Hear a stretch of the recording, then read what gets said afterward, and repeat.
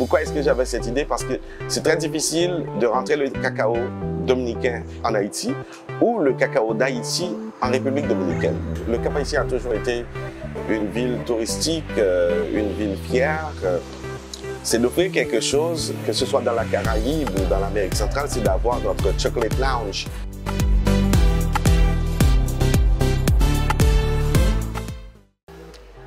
Je dirais que depuis que j'ai commencé ma carrière artistique, j'ai toujours été un artiste assez versatile, dans le sens où j'ai touché un peu de tout à l'art, et le chocolat, pourquoi pas. Donc, ce que beaucoup de monde ne savent pas, c'est qu'en 2007-2008, je crois, donc j'ai été invité à faire partie, si on veut, du salon du chocolat à Montréal, où je devais dessiner et créer des vêtements en chocolat. Donc, c'était un trend qui allait très bien à Montréal, au Canada, je dirais, où avant, il y avait un papier hygiénique qui faisait à chaque année des concours avec les designers pour faire des robes en papier hygiénique. Donc, je pense que, je ne suis pas trop sûr, mais je pense que c'était inspiré de ça, de créer plein de choses en chocolat, des accessoires en chocolat. Mais c'était un mouvement qui se développait beaucoup plus à Paris. Donc, ils ont essayé à Montréal. Donc, c'est là mon premier contact avec le chocolat, où à chaque année, je présentais des pièces inspirées du folklore haïtien. Donc, c'est là mon premier contact. Maintenant, pourquoi le chocolat? Il y a un moment donné, durant ma vie, j'étais un petit peu fatigué de la mode. J'étais un petit peu fatigué de ce que c'était. Les gens ne comprenaient pas ou ne savaient pas la souffrance qu'il y avait derrière ce que je vivais. Donc, tout le monde voyait les étincelles, les feux d'artifice, les paillettes de ce que je présentais à travers le monde, mais on ne connaissait pas la souffrance qu'il y avait derrière. C'était un petit peu dur. Donc, quand j'ai essayé d'installer en Haïti mon atelier de mode, j'ai trouvé que ma mode était un peu trop chère pour Haïti.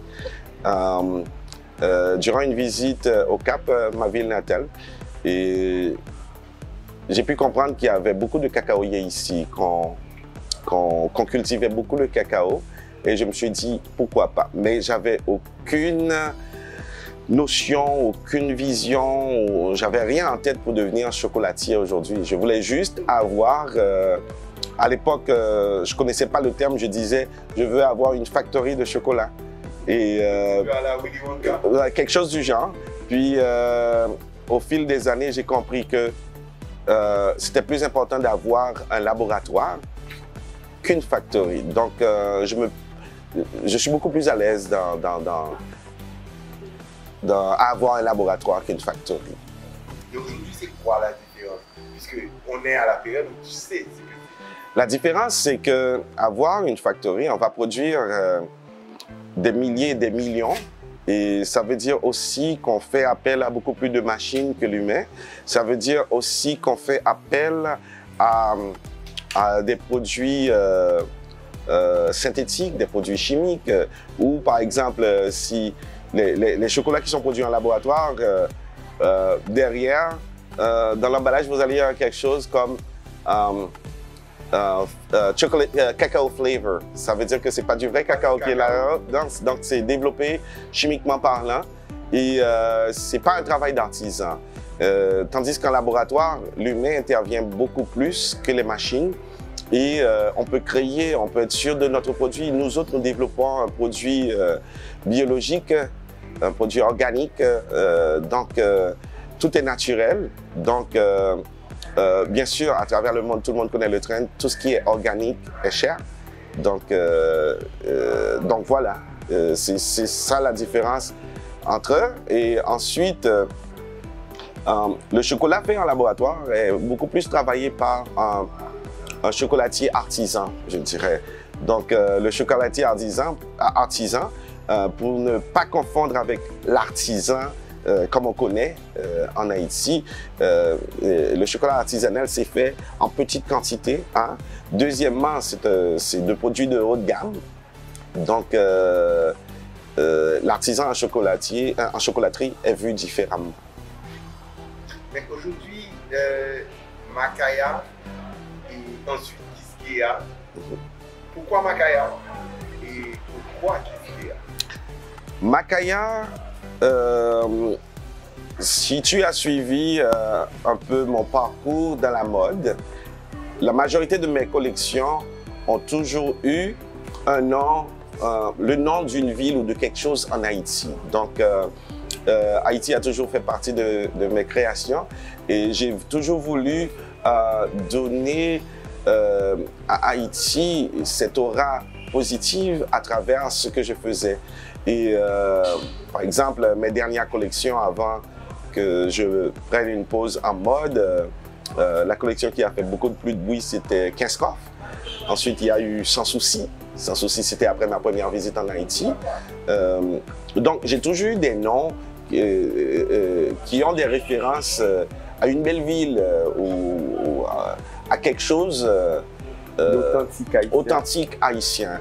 Et donc, voilà pourquoi j'ai voulu, j'ai créé Makaya, où le nom Makaya a été donné avec l'idée d'apporter à l'extérieur quelque chose de bien, quelque chose de bon, d'Haïti au monde entier. Donc c'était la première bataille derrière ce nom. Quisqueya, c'est à ma dernière réunion binationale en République dominicaine en février, on m'avait demandé sur la table qu'est-ce que j'avais comme plan et qu'est-ce que je voulais faire. Je leur ai dit pourquoi ne pas créer un chocolat de l'île. Et pourquoi est-ce que j'avais cette idée? Parce que c'est très difficile de rentrer le cacao dominicain en Haïti ou le cacao d'Haïti en République dominicaine. Donc, tout le monde essaie de protéger leur territoire et leur marché, leur contrée et aussi leur terroir aussi. Donc on s'est réunis, l'équipe de Caribbean Export m'a aidé à trouver un chocolatier qui répondait aux normes que je pouvais travailler avec. Donc j'ai pu en trouver un. James Camille, qui a une chocolaterie qui s'appelle Definite. Il n'est pas dominicain, il est allemand, mais il vit en République dominicaine. Donc, la connexion s'est faite bien vite. Donc, de là étant, avec notre relation publique en République dominicaine et Haïti, donc on a pu sortir la collection en moins de 4 mois, quoi. Donc, la question que je vais te poser maintenant, on a dû te la poser très souvent et peut-être même tu n'as jamais su la répondre correctement. Mais je la poserai quand même. Qu'est-ce qui explique le succès de Makaya à Port-au-Prince et pourquoi maintenant Makaya au Cap? Ah, le succès de Makaya, je pense que ça s'explique assez facilement. Il y a beaucoup de passion et d'amour dans ce qu'on fait. C'est là le succès. On s'investit, on aime ce qu'on fait, on adore ce qu'on fait. Donc je dirais que c'est la flèche, la première flèche d'appréciation de Makaya Chocolat. Et pourquoi le Cap? Normalement, Makaya était censé ouvrir au Cap et non à Port-au-Prince. Okay. Mais vu les problèmes logistiques auxquels on faisait face, l'électricité, c'est pas que Port-au-Prince est meilleur, mais ensuite avoir le produit qui sort du Cap haïtien pour être transporté à Port-au-Prince, essayer d'ouvrir des marchés, tout ça, on avait vu toutes ces difficultés. Donc ce qu'on a fait, on a eu un commitment quand même avec la FECANO, qui est dans le Nord, c'est la Fédération des cacaoyers du Nord, qui nous fournissent du cacao. Donc la FECANO nous fournit du cacao, on travaille avec le cacao qui vient du Nord, mais développé à Port-au-Prince. Et maintenant, aujourd'hui, on fait un retour. C'est quelque chose qui était dû depuis 3 ans, mais on n'a jamais pu le faire. Mais cette année, on est décidé, avant la fête de la ville, d'ouvrir nos portes au Cap-Haïtien et s'établir un petit peu partout, pourquoi pas. Donc, je vais essayer de reprendre.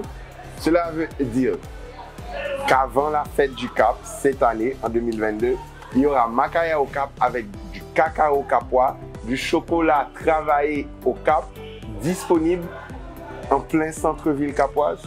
Un Capois qui se respecte, c'est qu'il faut lancer quelque chose dans ses environs, parce que le 15 août, la Notre-Dame, c'est quelque chose qui est très important pour nous. Ça fait partie de notre culture, ça fait partie de notre vie. Donc, je prends le risque de le faire parce que c'est le moment où on a toujours des visiteurs d'ailleurs, des visiteurs d'autres provinces, des visiteurs de la capitale, étrangers aussi. Donc, pourquoi ne pas leur offrir quelque chose de différent qui vient d'ici durant les fêtes? Parce qu'ils seront curieux de dénicher quelque chose qui est nouveau, qui est différent. Donc, on voulait offrir ça à la ville. 100% local. 100% local. Maintenant, qu'est-ce qu'on peut attendre de particulier avec Makaya au Cap cette année? Qu'est-ce qu'on peut attendre de particulier? C'est de faire, vu que le Cap-Haïtien a toujours été une ville touristique, une ville fière, c'est d'offrir quelque chose, de faire partie de quelque chose dont nous sommes les premiers, que ce soit dans la Caraïbe ou dans l'Amérique centrale, c'est d'avoir notre Chocolate Lounge. Donc ça, c'est déjà quelque chose qui est différent. Il n'y en a pas beaucoup à travers le monde. Google. Il y a des concepts de café. Oui, ça je le sais. Oui, mais à Chocolate Lounge, l'esprit de comment est-ce qu'on le fait, c'est complètement différent. Le choix de musique, le choix de produits. Donc, c'est tout un agencement de couleurs, de charme, d'élégance. Donc, c'est quelque chose qu'on pourra s'enorgueillir. C'est quelque chose qu'on pourra être fier de. On sera le premier Chocolate Lounge dans la Caraïbe. Au Cap-Haïtien. On a un à Port-au-Prince, qui est Makaya. Donc, c'est quelque chose qui pourra nous apporter une autre petite fierté. Je veux juste me coller à la fierté que nous avons déjà. C'est quelque chose, ce lounge-là, on pourra amener des amis, on pourra faire des célébrations, on pourra venir faire la lecture, on peut venir déjeuner. Ça va être bien, ça va être bien. Je suis très excité à l'idée de l'ouvrir. Je suis très excité. Une dernière chose à ajouter pour les futurs fans de Makaya et pour ceux qui sont déjà fans de Makaya, qui connaissent le produit? Ben, ceux qui ne sont pas encore fans ou ceux qui n'aiment pas le chocolat, alors j'ai toujours lancé ce genre de défi. On n'aime pas le chocolat jusqu'à ce qu'on rencontre Makaya et qu'on vous montre comment déguster un chocolat. Donc, on les invite à venir nous voir. On les invite non seulement à être des ambassadeurs de notre produit, parce que ce qui fait Makaya, c'est que les gens, les Haïtiens, sont les ambassadeurs du produit. Ils font la promotion, ils en parlent et ils sont fiers. Donc, j'espère retrouver ce même accueil au Cap-Haïtien, que les Capois, les Capoises soient des ambassadeurs de la marque, qui donnent, qui soient fiers, qui soient contents. Et pour ceux qui sont déjà fans, bon, je connais déjà, je sens déjà ce qu'ils disent, enfin. Donc oui, enfin, nous sommes là. Enfin, on vous attend. Enfin, on aimerait que vous nous aidiez aussi à faire la promotion, à en parler, à inviter vos amis, vos parents, vos visiteurs, vos étrangers. Donc, d'offrir quelque chose de différent, quelque chose de beau et quelque chose qui est à nous, au Cap-Haïtien. Merci beaucoup, Ralph Leroy. Je rappelle à tous que vous êtes définitivement maître chocolatier, sculpteur et chocolatier, et on attend de vous que des merveilles au Cap. On va en avoir. On va en avoir. On va en avoir. Définitivement. Et je vais le dire quand même, Bienvenue comme entrepreneur cette fois au Cap et on vous attend bientôt, Makaya, au Cap Haïtien. Merci.